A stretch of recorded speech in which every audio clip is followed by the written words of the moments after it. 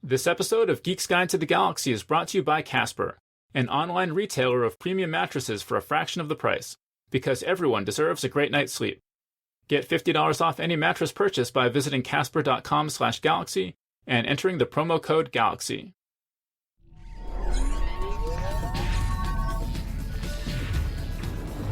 Wired.com presents The Geek's Guide to the Galaxy. And here is your host, David Barr Kirtley. Hello, and welcome to episode 189 of Geek's Guide to the Galaxy. Today on the show we'll be discussing People of Color Destroy Science Fiction, a crowdfunded special issue of Lightspeed magazine written, edited, and illustrated by people of color. The project has raised over $30,000 on Kickstarter, and you can help unlock the remaining stretch goals over at destroysf.com/POC.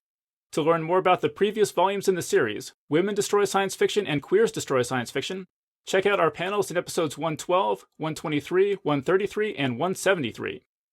And I'm joined by three guests. So first up, we've got Nalo Hopkinson, who you may remember from our feature interview back in episode 81. She's the author of books such as Brown Girl in the Ring, Skin Folk, and Sister Mine, and editor of books such as Whispers from the Cotton Tree Root and Mojo. Her short story collection Falling in Love with Hominids was published in 2015, and she's also the co-editor-in-chief / original fiction editor of People of Color Destroy Science Fiction. So Nalo, welcome to the show. Hi there. Then next up, we've got Nisi Shaw. She's a founder of the Carl Brandon Society and has co-edited books such as Blood Children, Stories by the Octavia E. Butler Scholars, and Stories for Chip, a tribute to Samuel R. Delany. With Cynthia Ward, she co-authored Writing the Other, A Practical Approach, and her Belgian-Congo steampunk novel Everfair is due out from Tor in August. She's also the reprint editor for People of Color Destroy Science Fiction. So Nisi, welcome to the show. Glad to be here. And also joining us today is Sunil Patel, who you may remember from our panel on Black Mirror back in episode 153. His short fiction appears in magazines such as Intergalactic Medicine Show, Asimov Science Fiction, and Fireside Magazine, and his plays have been performed at the San Francisco Theater Pub and the San Francisco Olympians Festival. He's assistant editor of Mothership Zeta, and also serves as the personal essays editor for People of Color Destroy Science Fiction. So Sunil, welcome to the show. Thank you for having me. And today's show is brought to you by Casper. If you need a new mattress, just pop on over to casper.com/galaxy and order today. You won't have to visit a showroom or haggle over prices, and the mattress will be shipped to you in a box that's the size of a mini fridge. Then all you have to do is open up the box and watch as the mattress naturally expands to its full size. And I'm happy to report that I'm now the proud owner of my very own Casper mattress. I unboxed it last night, and the process was just as easy as advertised. I was able to replace the mattress in my spare bedroom, which was honestly not very comfortable, so maybe now people will want to stay with me more than once. My new Casper mattress is actually even more comfortable than I expected, and I'm also now the proud owner of a large, empty cardboard box, which would make a perfect time machine, duplicator, or transmogrifier. Today's show is the first of several episodes that Casper has already signed up to sponsor in 2016. That's a big boost for a small podcast like this one, and it wouldn't be possible without amazing listeners like Zach Chapman, who bought a Casper mattress last year after hearing about it on the show. So if you'd like to join him in the pantheon of heroic listeners who sleep well at night knowing they've helped save Geek's Guide to the Galaxy from total destruction, and obviously they also sleep well at night because their mattresses are just so amazingly comfortable, just head on over to casper.com/galaxy and enter the promo code GALAXY. It's $500 for a twin-size mattress and $950 for a king-size one, and you'll also get a large empty cardboard box at no additional cost. The mattress will arrive in the mail, and you have 100 days to try it out, and if you decide not to keep it, Casper will pick it up for free and give you a full refund. Terms and conditions apply. So remember, the address is casper.com/galaxy, and you should also use the promo code GALAXY, which will get you a $50 discount, and also let Casper know that you heard about them here. Alright, so now let's get to our panel. Okay, so why don't we start off with Nalo. Now, Nalo, last time that we talked to you on the show, you talked a bit about race fail and some of the issues surrounding race in science fiction. And I was just wondering if you could talk a bit about that history for people who may not be familiar with it, and just talk about why there's a need for something like People of Color Destroy Science Fiction. Wow, that's a long story. So Race Fail 2009, and let's hope we never have another one, was a series of discussions that started on the internet about representation of people of color in science fiction.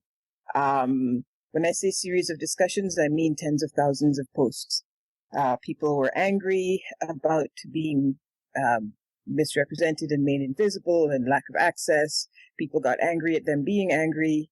Though a few good things did come out of it, a bunch of really cool publishing initiatives, such as, I'm guessing, People of Color Destroy Science Fiction. But there is a pushback amongst certain segments of the science fiction community who think that making a literature that is about challenging convention, who think that talking about that and talking about how it plays out in the real world is spoiling their fun. So given that, I think a lot of the science fiction community is not angry with us, this just means that there's more literature being produced to kind of bring the issue to the fore, and more good stories are being published. Well, I mean, Nellie, you mentioned a couple concerns that people have, including representation.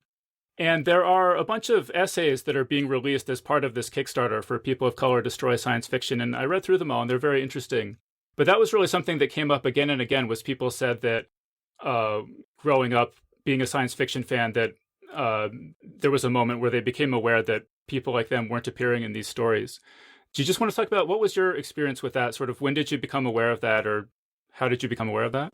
It took me a long time, perhaps because I was growing up in the Caribbean, which is very, very diverse racially, and where people of color are in the majority. So it took me a while to notice that the science fiction I loved didn't have much of me in it. And that happened when I was reading a novel by Chip by Samuel R. Delany, and I happened to have gotten a hold of a hardcover copy of it, which meant that his picture was on the inside jacket flap. And when I saw him, I realized that I really had never seen any Black writers of science fiction. Wasn't sure I'd seen Black people or any people of color much represented in the literature. And so that got me started on a hunt for where the writers of color were. And it made me more aware of representation or lack thereof. It's bad enough with Black folks. If you go looking for First Nations folks, hang on, I'm going to try and say that in American. For Native American folks or Native from anywhere, it gets even worse. Well, so when you say you went on this hunt, kind of how did you go about finding other authors? I worked for a public library at the time, so I did a whole lot of interlibrary loaning. One of the first people I found was Charles Saunders, who is a Black science fiction writer from Canada. Tananarive Due, Stephen Barnes. I first tried looking at covers, but the covers could be misleading. Sometimes they just outright put a white person on the cover. You'll see some of some of Chip's books, and you read them, and you go back and you look at the cover, and you think, huh. And a lot of the time, if it used to be, seemed almost standard to, if it was a person of color, to not show them or to so stylize the cover that there were no people on it. Remember the classic cover for Neil Stephenson's Snow Crash, where a hero protagonist who is Japanese is shown almost in the background of the picture, fully dressed with his back to the viewer, so you can't see any features at all. I don't mean that Hiro should have been naked, but so there was that kind of thing. It's changing, but there was still this notion that if you put a person of color on the cover, white people would never read it. I mean, seriously, this is going on to this very, very day. There were issues with the novel that is coming out from Tor in September. So. I remember you talking about that. Yeah. And I just have to say it's sometimes an automatic thing. And people, it's not necessarily done out of malice, but happens. I mean, do you want to say, Nisi, kind of what your experience was growing up?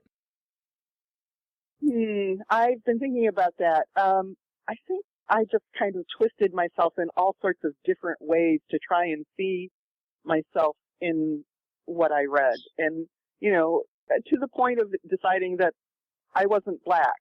And, you know, there were black people and there were white people, and then there was me. So, yeah, I know. And I'm sure I'm not the only one that's done that either. You know, where are the people like me? Well, they're not here. And, you know, I'm sure not like the stereotypes that are presented to me as black people. So I must be something else. Mm-hmm. Yeah, it just kept happening. And gosh, when did I finally realize that I could actually insert myself? It was through the lens of feminist science fiction. Yeah, I blame Susie McKee Charnas, Joanna Russ, Monique Wittig.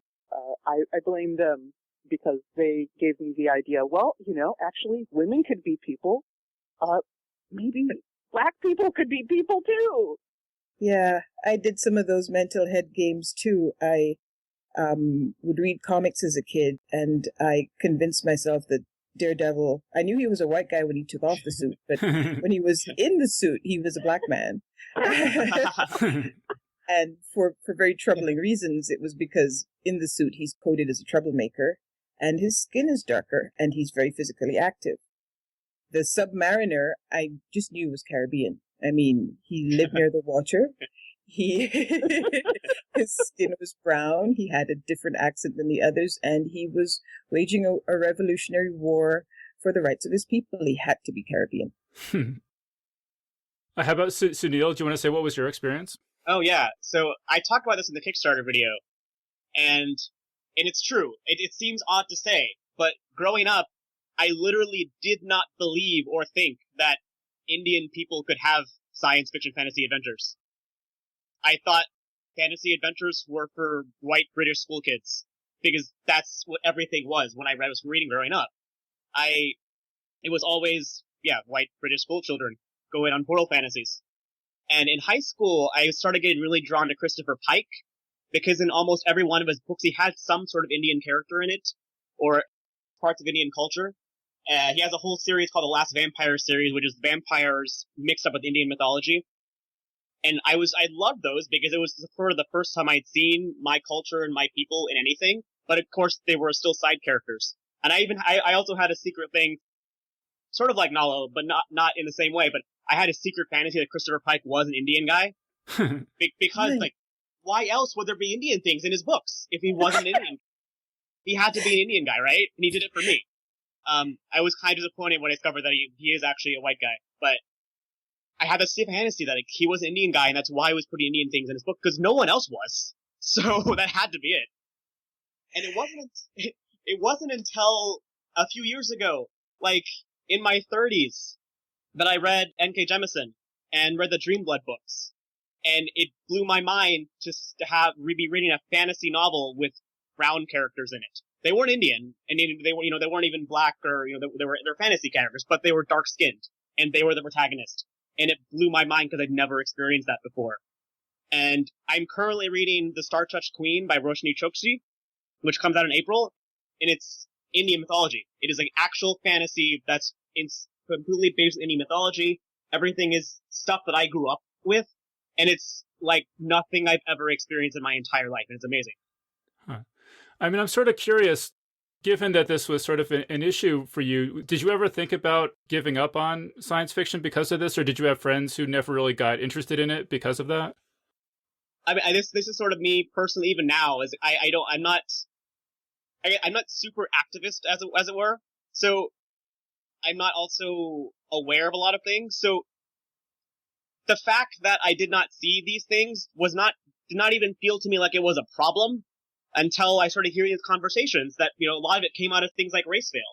And think about things like race veil and those conversations, it doesn't just make things aware to white people. It also makes things aware to us people of color who may not have realized that we've internalized the white supremacy of the world and the way we see everything. And so it was things like that that made me think, oh wait, this is a problem. Why have I not noticed this is a problem my entire life? Yeah, it's heartbreaking. And I mean, sometimes people say, oh, well, those are the bad old days. But I was at a conference last year where one of the people in the audience was a young mixed race woman who loved horror, who wanted to be a writer, who thought she couldn't write what she loved because she kept dreaming up Black female horror characters. And it wasn't until she found an ARC of one of Octavia Butler's novels on a bus. That was a watershed moment for her, and now she's writing. So it's still happening. It's not our lack of vision; it's what's being represented to us. Wait, she found an ARC of an Octavia Butler novel on the bus? Yeah. That's a pretty amazing thing to happen. Isn't it? It's like Octavia went, hello, there you go. You need this. And now she's writing, and it's heartbreaking to me that people, whole swaths of people, don't think that their stories get to be told. Well, it's the thing that I mentioned this. I was talking about this earlier on Twitter. Are we profane in this? Yeah, go ahead. All right. Like, what I said was white supremacy is supreme as fuck. It gets you from the moment you're born and never lets go. Yeah. And that's the thing is, you come into this world, and from the minute you're born, you're born into the world of white supremacy. So it's how you end up seeing the world from the moment you're born. You can't fight it because it's already there. Well, you do fight it, but it's like, right. You know, it's like housework. It is an uphill battle from the moment you're born. It's like housework. It's never done. I was lucky growing up. I am the daughter of a library technician, my mother, and an actor, poet, playwright, teacher, my father, and living in the Caribbean. So we were very keyed into the literature of the region. I knew that people of color could write and that we could write whatever we wanted to. So when I started writing science fiction, I did have to do the sort of unhooking of my brain. The first story that came to my mind was the default kind of fantasy that is white folks set in some part of Europe, and I sat with it because it wasn't making me comfortable and completely changed it. But I knew that I could do it, and I'm kind of blessed that way. And it really hurts me when I see that people don't have that advantage. I had the same thing. I was always writing default white because that's what it's sort of you output what you input. And so whenever I was inputting characters, they were just white because that's, outputting characters, they were white because I'd only inputted white characters. And it, again, never really occurred to me that I should put Indian characters in my work, even though I was Indian, because that didn't seem like what fiction didn't have a place for me. So I figured, well, that's what fiction is. It's white people. So I will write white people. Mm-hmm. Yeah. And it wasn't until actually the first story that I wrote that was actually about Indian characters, that was very much based on my life as an Indian person, was the first story that I wrote when I decided to actually try to become a science fiction writer and be published. And I wrote it specifically for Kaleidoscope, which is a YA anthology that was very much it's a young adult anthology about diversity. And so it was very much about not only people of color, but also, disabled people, queer people, all kinds of diversity. But because that anthology existed, because, hey, someone said, we want to see these stories, I wrote a story for that. And I don't know that I would have otherwise, unless someone said, okay, we actually want to see this. Well, that's interesting because there is this whole world of, prior to People of Color Destroy Science Fiction, this whole world of anthologies focusing on this. Do you guys want to, what would you consider some of the best anthologies or things in this vein? Nisi, do you have any thoughts on that? Anthologies focusing on people of color? Representation. Yeah. Of people of color. There are a whole bunch that are specifically focused on that. They seem to be primarily self-published. if you want the honest truth, there's a group of writers focused around Balogun Ojetade and Milton Davis that put together anthologies like that. There are also anthologies that focus on colonialism. The one that I was in, so of course I love it, is the one that Nalo co-edited, So Long Been Dreaming. That is a fantastic anthology. A lot of anthologies are not exclusively people of color, but do a lot to make sure that there's some sort of representation. I think that's a trend that's growing and continuing. There was Streets of Shadows. Maurice Broadus was a co-editor of that one, and that had a high percentage, I would say, of people of color in it. There's also Mothership, edited by Bill Campbell and Ed Hall. And that was, the point of that one was, to bring the funk. In other words, to play up that Mothership connection with Parliament Funkadelic and Afrofuturism, and not all black contributors, and it wasn't as broad as all people of color, but it was fine anthology. How about Nell? Are there any ones that you want to mention? If we're talking pre about 10 years ago, see, this is where entitlement can come in handy, because when I first started publishing, there really wasn't much like that.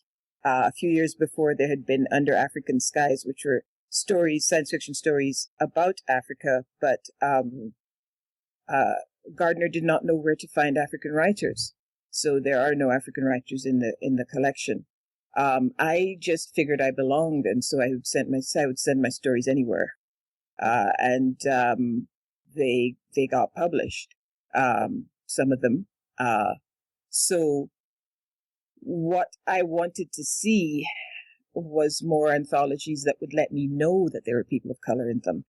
So when I had my first novel published, I was approached by a new press that actually didn't last very long, but long enough to come to me and say, would you do an anthology of Caribbean fabulist fiction for us?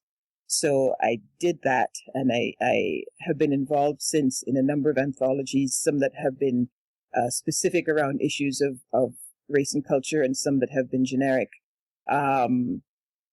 So one of my favorites is Cherie Thomas's two Dark Matter anthologies. Oh, yeah. Yeah, I mean, I'm in them, and my partner's in one of them, but that's not the only reason I love them. But they were one of the first. There's been sort of just an outpouring now of work. Recently, we have Cuento, Lost Tales, which is an anthology of new Philippine myths, co-edited by Rachel Cruz and Melissa Sipin. And just came out, The Sea is Ours, co-edited by Jamie Go and Joyce Chung, which is South Asian steampunk. There's amazing work being done, and some of the best anthologists are also are just routinely making sure to include work by a diverse range of people, which is one of the changes I think we've seen, partly because of Race Fail, and one of the glorious changes. Mm-hmm. Sunil, is there anything you want to add here? Well, Nisi and Nala have mentioned a lot of great anthologies, some of which I've heard of and have been meaning to read. I'm sort of up and down on anthologies. Often I will read a bunch of stories and only like a few of them, so I don't feel like I can recommend the entire anthology. But what I can is actually Kaleidoscope. Kaleidoscope, edited by Julia Rios and Alyssa Krasnostein. And it is, as I said, it's all young adult fiction, science fiction and fantasy, and specifically focused on diverse characters. So it's not necessarily there are writers in there who may not be diverse in the same way they're writing, but all the characters exhibit some sort of diversity on the diversity spectrum, as it were. And it's actually very intersectional, which is one really cool thing. One of my favorite stories in the book is called Signature by Faith Mudge, and it's this twist on the Rumpelstiltskin story. And the main character is an Indian girl in a wheelchair, and neither one of those things are really relevant to the plot of the story. It's just who she is, because there exist in the world Indian girls in wheelchairs, and they have stories that need to be told. And I love the fact that she was just an Indian girl in a wheelchair, and she had a weird thing happen to her in a bookstore, and that's the story. And there's no need to really, because people are always saying, "Oh, why does this person have to be Indian? Why does this person have to be in a wheelchair?" and so on. And why not? Yes, why not? Exactly, why not? And one of my favorite things about that was actually she's an Indian girl, and pretty much the main reference to the fact that she's Indian is there's a small discussion on the "where are you from" question that any person of color, especially usually from a foreign country, will get all the time, is the "where are you from" question. It's mentioned there, and I loved it. And that's, if you took that out, you could probably just say, "Oh, that person is just a person of indiscriminate race," because there's nothing in there that's racially significant in the story. But I love that little bit that sort of connects me to that character. As like, I get that. I get that. Well, it's interesting you mentioned Rumpelstiltskin, because there was a comment by Shweta Thakrar where she talks about how it's, am I pronouncing that wrong? Shweta? Yeah. Shweta Thakrar? Yeah. Where she says that, if you write Rumpelstiltskin for the North American audience, people are going to recognize that it's a play on that story. But that if you use other kinds of stories, the audience is very likely not going to be familiar with the myth that you're riffing on. And how do you approach that as a writer? Well, it's actually interesting because like the story that ended up writing for Kaleidoscope, but eventually sold to Clockwork Phoenix and will be in Clockwork Phoenix 5 coming out in April, it involves the Ramayana. It involves like the Ram Sita Ravan myth, which any Indian person growing up is well aware. It's one of the biggest myths in our culture. And anyone coming into that story with that background, you're mentioning Ram, and see, you mentioned the Ramayana. You know Ravan. I know what Ravan is. It's great. And I know that there are probably people who, if I say the word Ravan, that means absolutely nothing to them. And so I get through it. You say, "Oh, it's Ravan," and then in the next sense, I call him the Demon King. It's like, all right, good. I mean, I didn't need to call him Demon King for anyone who actually knows Ravan and can imagine all his 10 heads or whatever. They have already an image in their mind of what Ravan looks like, but I had to kind of provide that in a way that's not condescending to the people who already know what it is. It's like, yes, we've read the Ramayana, Sunil. We know what you're talking about. And the characters themselves, of course, are Indian characters, and they know what they're talking about. They don't need to sit there and explain to you what the Ramayana is. And so it's a delicate balance between trying to make it accessible to an audience that may not know what it is, and not alienating, and not wanting to alienate your readers who are really familiar with it, and make them feel like you're writing the story not for them, when in reality it's this thing where you're kind of writing the story for quote unquote everybody, but we're telling these stories for everybody, but we know that they're going to resonate a lot harder for people who are from that culture, because they know these. That also goes back into the Star Touch Queen, which I'm reading by Roshni Chokshi, and everything has resonated for me personally because I know all that stuff, and I know that you, David, who has not grown up in the same culture, will read that book and you may love it too, but you won't get the same feelings that I do, because you don't have the same background. You'll still like it, but you won't have the same feelings. And it's because there are things in there she doesn't explain, for instance. There are words she doesn't explain because they don't necessarily the plot, but she knows that they'll have the right reaction, and the people that the reaction is there for. Yeah, I would have to second that, as in, if you are using myths that are not familiar to people that you're writing for, not familiar to your entire audience, only part of it, well, then you get to educate them a little bit. And I'm glad you brought that up, because actually I was thinking of another anthology that I really liked, Breaking the Bow, edited by Anil Menon. I actually snagged the story out of there for another anthology that I was editing. Yeah, you educate people, and hopefully you do it in a pleasant way. Was that a Ramarian riff anthology? Yeah. Okay. Yes, it was. But here's the thing. People might not know the specific myths, but they know myth and they know folklore. So science fiction fantasy readers are really, really smart.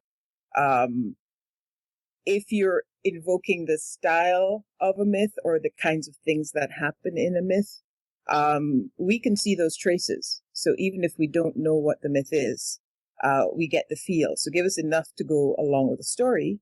And you don't need to explain everything. Now, I know some people will object to that. There is also this notion in science fiction that the story should be completely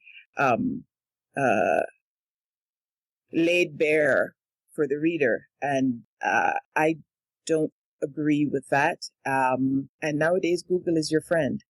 If there's something in a story you're curious about, look it up. The story does not have to sort of open its beating heart and hand it to you. It can have some mysteries. I've just been kind of vexed recently by what seems to be a growing notion that that science fiction fantasy really shouldn't change and shouldn't challenge the reader. That is what they are there to do. How does a form of literature that is about being flexible engender so much inflexibility in people? And it's really become a bugbear to me. Well, I mean, we talked about oftentimes when people of color, one big problem is that people of color are just absent from science fiction stories. But then there's a whole other category where they're present, but presented in just not a great way. There's a really funny thing from Troy L. Wiggins. He enumerated a whole list of complaints about this. But Sunil, do you want to pick up on that? Yeah, that was in his essay called, wonderfully titled, "Intergalactic Color Greens," which is an amazing title. And he mentioned sort of the 30 rules of black characters in science fiction, or in general in any movies. I don't remember all three at the top of my head, but anyone who's watched movies in general knows them, even if you're not black, because they become running jokes of the cinema world. You know, the fact that if the black man dies first, if there's a black character, they're going to die first. And if there's a black character, they're usually the black best friend or the neighbor or the side. The story is never about the black character. And so it's the time where if you see a black person in the story, it's not about them. They're going to die. They're not important. They might not even be named. But yeah, he pointed that out. And that's the thing. The other thing would be, to contrast that, is Arthur Chu's essay, called My Life as an Alien American, where his thing was that what he noticed is that in science fiction films, there's so much Orientalism. So it's not that Asians even, you don't even see Asian people exactly in science fiction. All the aliens are very clearly Asian inspired, more like, it's inspired seems like it's a good thing, but it's not really a good thing as to how they're portrayed. And that was actually the interesting thing about putting together these essays is making sure I got a wide variety and diversity of voices and backgrounds. So it wasn't, I guess, because as you can see, the experience of experiencing science fiction as a black person is different from the experiencing science fiction as an Asian person. You see and react to different things. And that's the kind of things you see portrayed. It's not the same thing. I just want to read this line from his essay. So he says, "There were never more than 3 black people in any respective galaxy, except for random planets somehow chock full of blacks who were unable to progress their culture past iron spears and loincloths. Blacks were not allowed to interact with each other. Instead, they were required to float alone and lonely through their respective spaces like lumbering chocolatey gas giants." Oh, I must read that. Oh, no. You do, no. You should know when you get a chance, all the essays are just chock full of amazing lines. They're so good. I love them. Yep.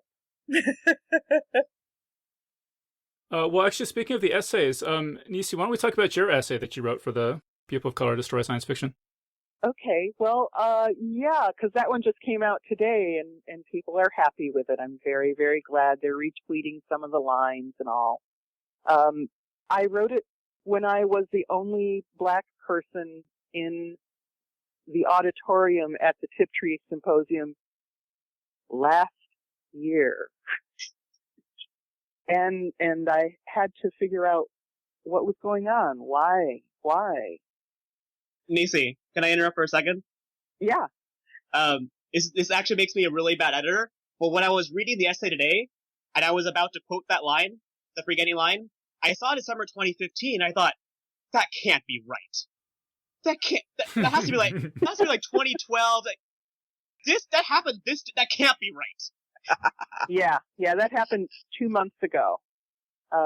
And so, before that, I was used to this idea of, I could go to a convention and shake hands with every person of color there. And I could have done that at this thing as well. And I figured out why and talked with people about it because, I just really don't care. If people get mad at me, well, then they can have that feeling. So I did figure it out and wrote about it, why this symposium dedicated to a person who inspired an award that was given to me and 2 other Black women, why it would be so white. That was basically my point, was that it's still going on and there are reasons. So all we can do is make it better. Keep going. Mm-hmm. I mean, Yeah. could you give us just a hint of what those reasons are? Well, it was the people who had organized the symposium were thinking about about the past, and so in some ways the symposium embodied the past. They were thinking about what was going on when James Tiptree Jr. was alive, when Alice Sheldon was writing as James Tiptree Jr. So they were basically reconstituting that. And at that time, there were very, very, very few Black science fiction writers, very few writers of color in the science fiction field at all. And, that's kind of how it looked to me. It's like, oh, this is the 70s all over again. I mean, Nell, do you want to talk a little bit about what your experience has been as a person of color showing up at science fiction conventions? Well, nobody's mistaking me for Octavia Butler anymore. I'm surprised. That used to happen fairly frequently. And, I'm of 2 minds. I mean, on the one hand, it's not a great mistake to have made upon you. On the other hand, I, like many people in science fiction, have a whole lot of trouble recognizing faces and remembering names. So I try to sort of steer a middle ground between high dudgeon and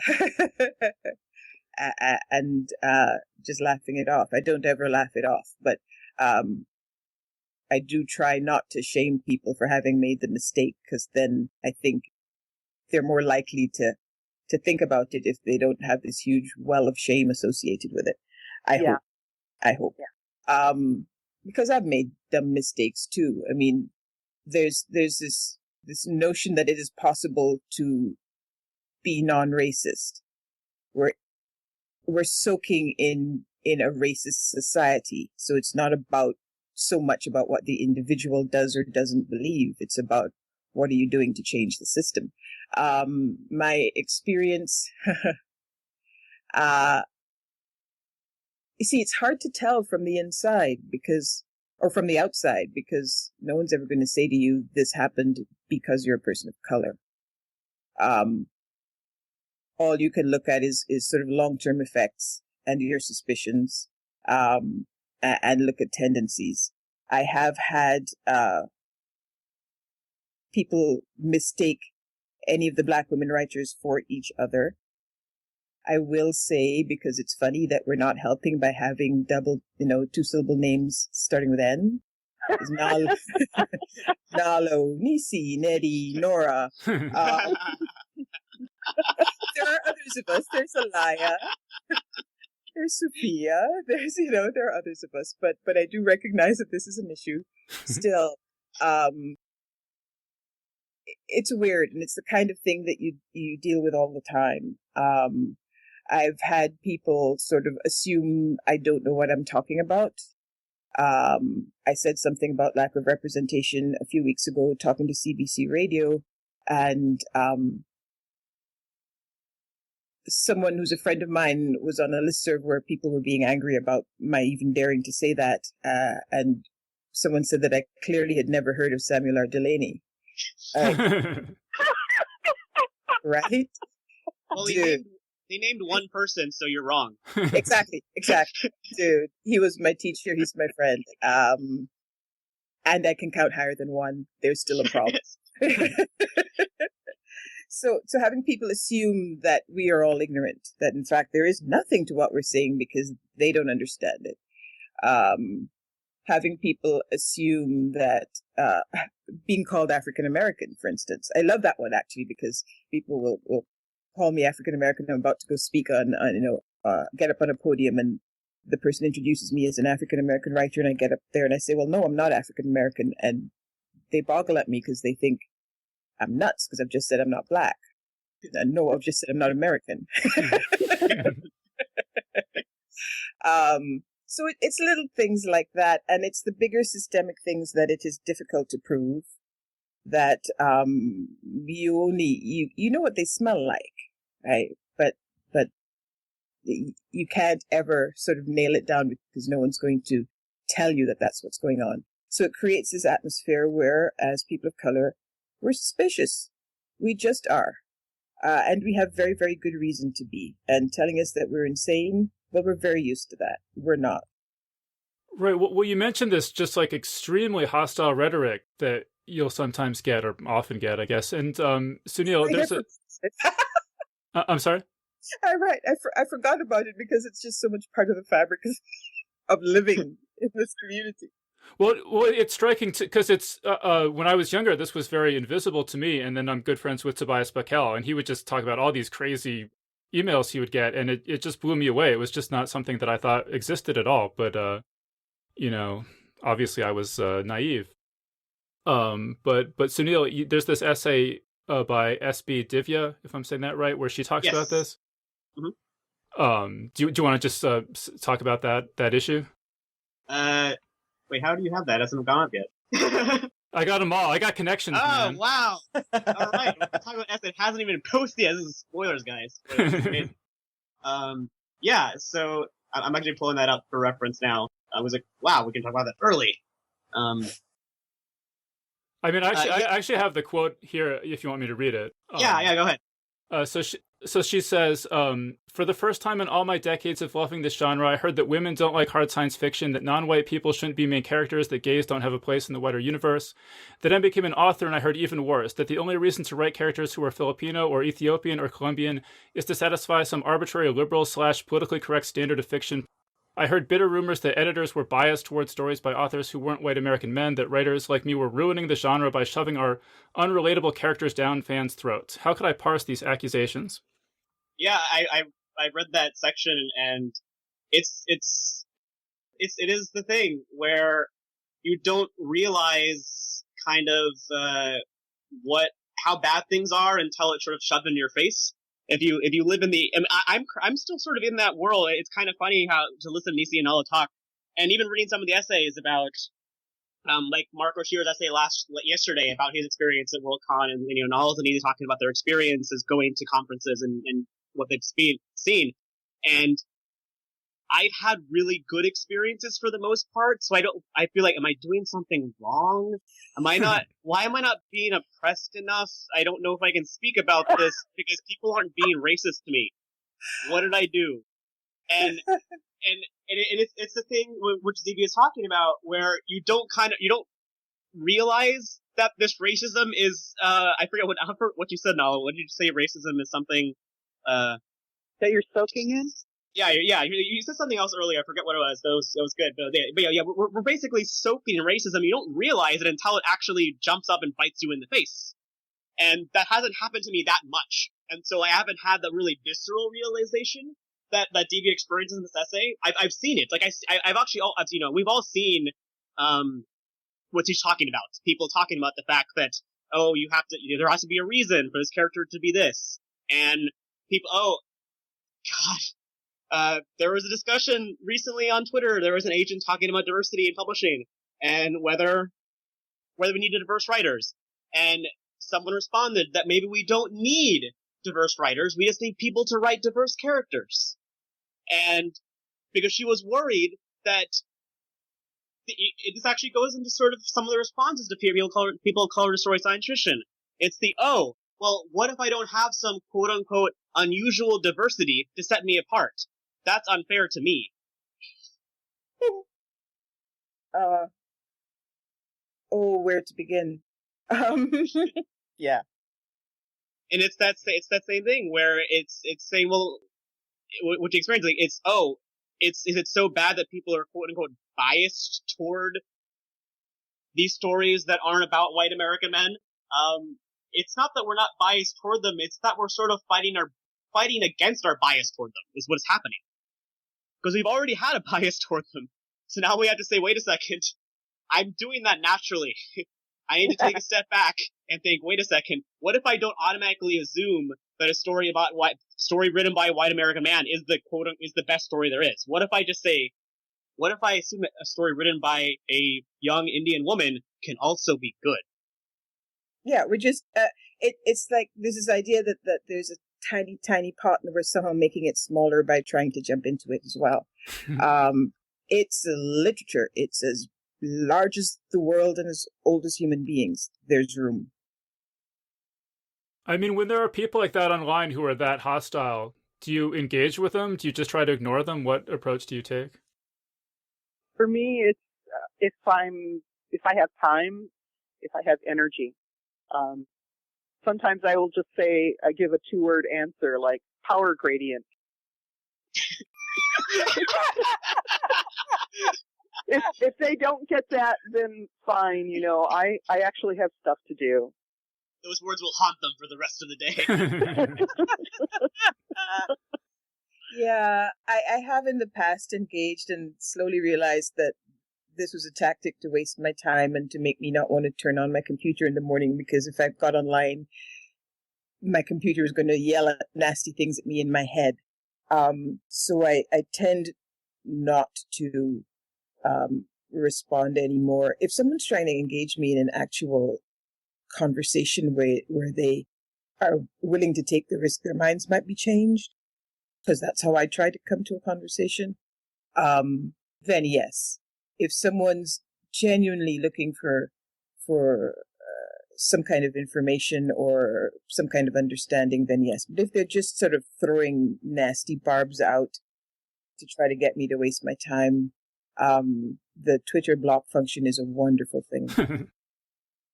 Yeah, it's hard to identify that sometimes. I definitely agree that if someone is actually honestly, sincerely looking for a conversation and trying to understand, but why do we need people of color to story science fiction? Why do we need a special magazine just for them? I don't understand why this is a thing.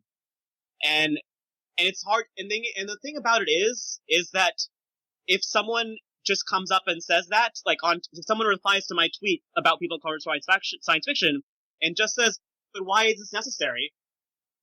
My knee-jerk reaction, of course, is to assume it's a troll, because that's what trolls have been saying all this time. That person may not be a troll.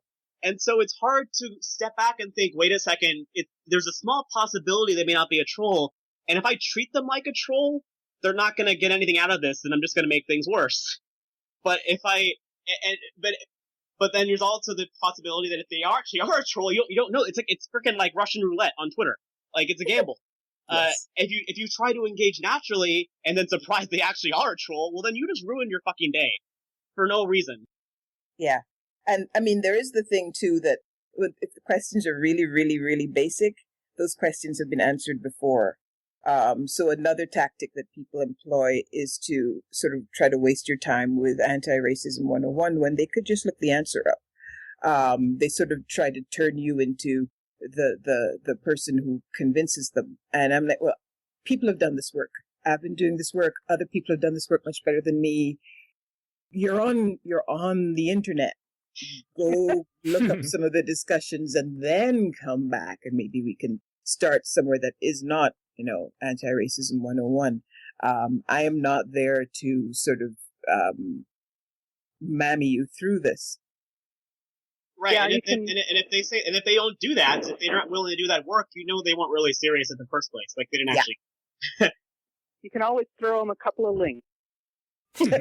Yes. All right, well, let's talk about People of Color Destroy Science Fiction. Kind of talk about like what stage in the process are you at? Are you taking submissions? If people are curious about it, where can they find out more? That kind of thing. So now, why don't we start with you? Why don't you just talk about what are you looking for this project? I am co-editing the fiction with Christine Ong Muslim. We are looking for stories that have an edge to them, that aren't just, I don't want to say just about any story, because stories are just really not easy to write, but stories that that take the theme of destroying science fiction seriously, that are trying to make us think new thoughts, that are surprising takes on whatever. It's the place to send the stories where you have really pushed your craft, have taken risks with your storytelling, have done things that you fear will make people upset. I don't want to speak for Christine, but we've been back and forth about this, and I think those are the kinds of things that will grab our attention. It's not as simple as putting characters of color in your story. I mean, that's always nice. But we want something that's going to push back. And how about DC? What are you looking for? Well, I'm not looking for submissions. I have 3 stories in mind of the 5 that I am allowed to publish, and I'm looking for suggestions, I guess. But as soon as I found out that I was going to be able to do this, I made a nice couple of pages of legal pad full of stories that I wanted. So, rather than say the names of the stories, because then we get into things like there's no contract yet, I will just say that I'm looking for the stories that made me feel that it was possible to destroy science fiction as a person of color. All right, great. And how about Sunil? What are you looking for? I'm looking for nothing because my job is done. I was the first person to have to do anything because my personal essays were supposed to be Kickstarter updates. So I have all the essays in. All my work was done last year, and it was interesting about this project was that I was asked to do it, and I'd never done anything like it before. I mean, I'd never edited personal essays. I didn't even write personal essays besides blog posts and journal entries. So I didn't know why I was asked, but I thought, okay, I want to be a part of this.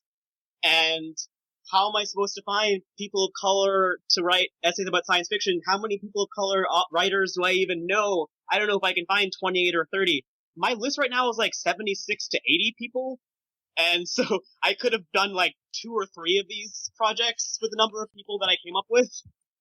And it was actually a great experience just to realize that I was aware of so many people of color. They're not all writers. Some of them are editors, some of them are podcasters, some of them are just fans and bloggers that I knew would be able to write essays about the science fiction community. And I was able to contact them, and like I said, I wanted to get a good balance of voices. And Alia Debatar, it was Zen Cho. Zen Cho said that she liked that I also pick people from not just America. So we have voices from Asia, from India, like, and not just like Asian Indian Americans, but actual people currently still living in Sri Lanka and Australia and France and Vietnam and things like that. I don't think anyone's currently in Vietnam. Sorry, but But I wanted to get the perspective from everybody.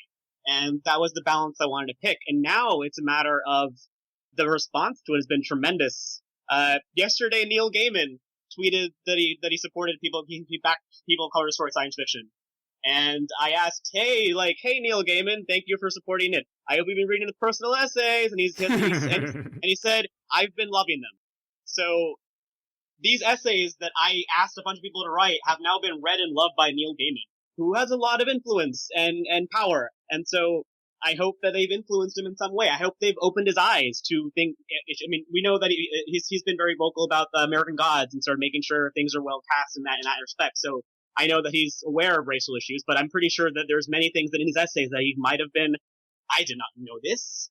And to be able to possibly influence someone in our community who has that kind of cachet, is kind of important. So I secretly hope that there's something in here. Something sparked something in him that may later on lead to good things, that lead to change. Because that's the whole thing about, allies, as it were, is you can't really move forward, unless we have someone we need people to be on our side because they're the ones with the power. So to know that these voices that everyone's been sharing, whenever I tweet an essay, I always get lots of great response from other people of color who said, yes, this is great. I understand this. But it's also great to see the people who are not of that, mostly white people who say, wow, I did not know this. And that's what's really great about these essays. Yes. For the regular fiction, the original fiction, I believe you still have until February the 19th to send us your stories. It's coming up fast. Send them along. One thing I thought was interesting, Nello, is that in one of these essays, I'm not going to get his name right, but on Awa Mayela. Oh, yeah, Mayela. And it's not his. I don't know the pronoun. I think it's "sa" is. I don't know the pronoun conjugation, unfortunately. But they're non-binary, so "sa" right. I think is used. Okay, wait. Let me say that again then. On Oyo. Yeah, I'm sorry. I actually can't. I have to play it too. I can say it. I'm terrible. Because I work with An's brother, Owomoyela. Thank you. Owomoyela. Owomoyela. Okay, so in this essay, On says a bunch of people are wondering if they're people of color enough to submit to the anthology. Do you want to address that point? I don't know what to do with that. I sort of think if you're asking yourself the question, maybe you're people of color enough.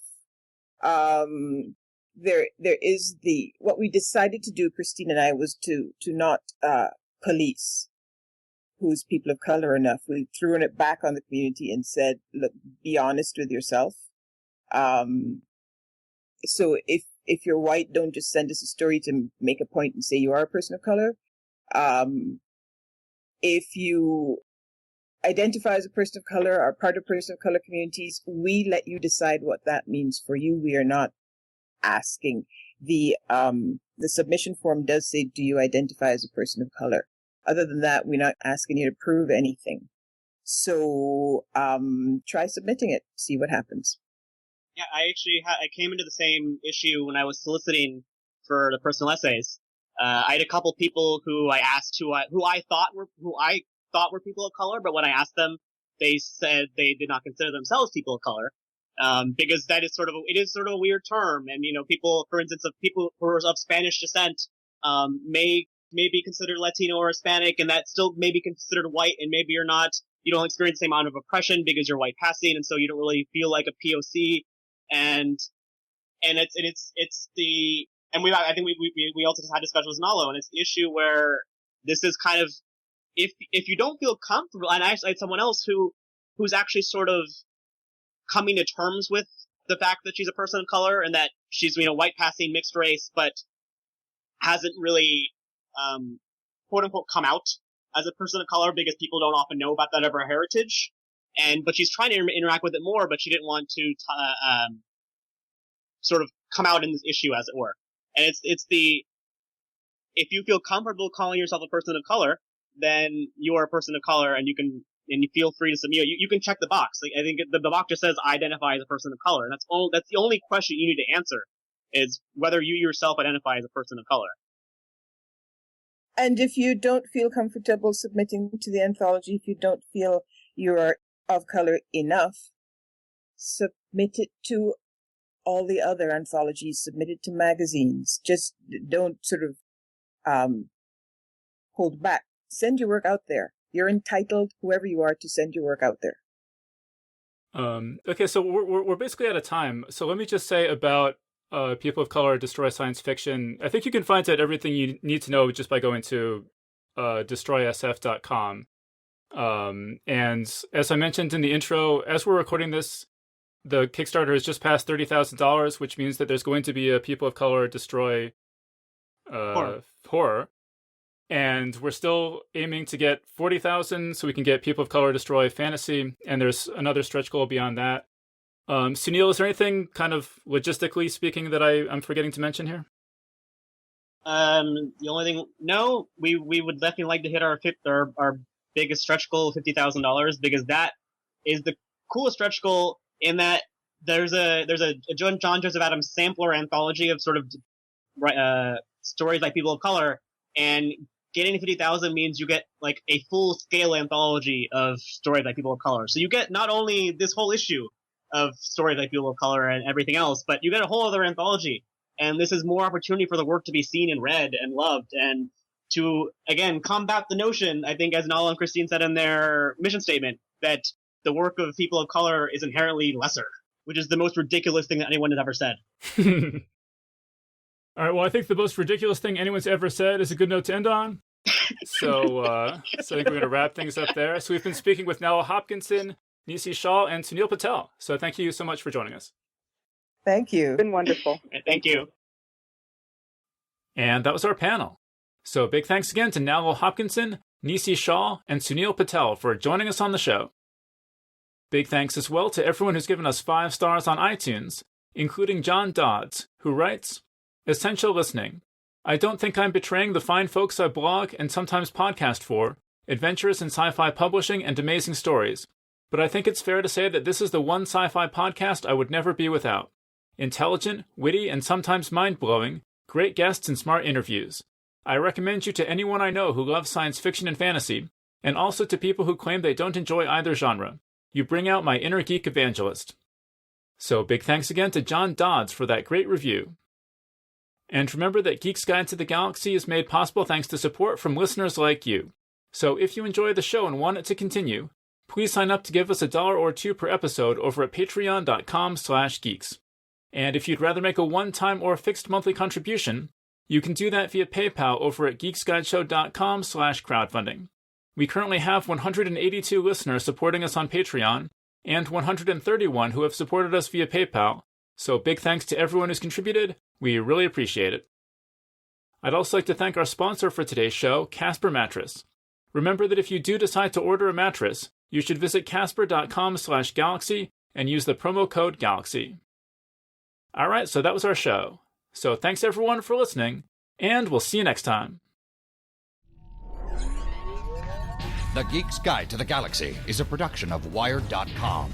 For more information about the show, visit geeksguideshow.com. To learn more about your host, visit davidbarrkirtley.com. Music and voiceover produced by yours truly, Jack Kincaid. If you enjoyed this program, tell your friends. If you didn't enjoy it, tell no one. Thank you for listening.